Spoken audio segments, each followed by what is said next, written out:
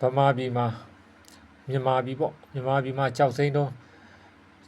ရရှိမယ်တွေးရှိမယ်တူဖို့ရရှိမယ်ကြောက်စိမ့်တွင်းတွေးရှိမယ်ရွှေတွင်းတွေတွေးရှိမယ်ရတနာများရရှိကြမယ်ရှေးဟောင်းမွေနှစ်တွေရှေးဟောင်းရတနာများရှေးဟောင်းပစ္စည်းများရှာဖွေတွေးရှိကြမယ်တဘာဝဘေးရန်တွေကြောင့်ရေနံတွေဓာတ်ငွေ့တွေအခြေအနေပြောင်းလဲမှုနဲ့မြန်မာပြည်ထဲရောက်ရှိလာမယ်ရေနံကြောဓာတ်ငွေ့ရေနံကြောတွေဗမာပြည်ထဲတို့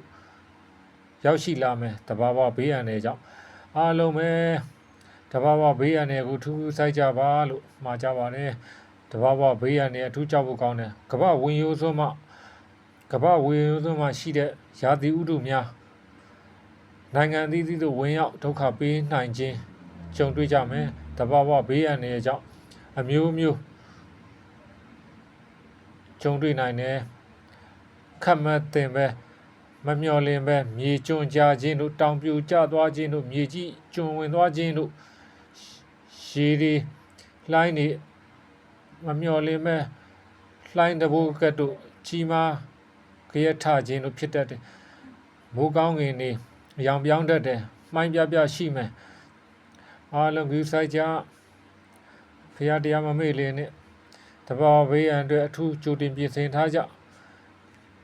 ကဲတဲ့သမားများလည်းကိုယ်လည်းကူဆိုင်ကြဖရာတရားလည်းမမေ့နဲ့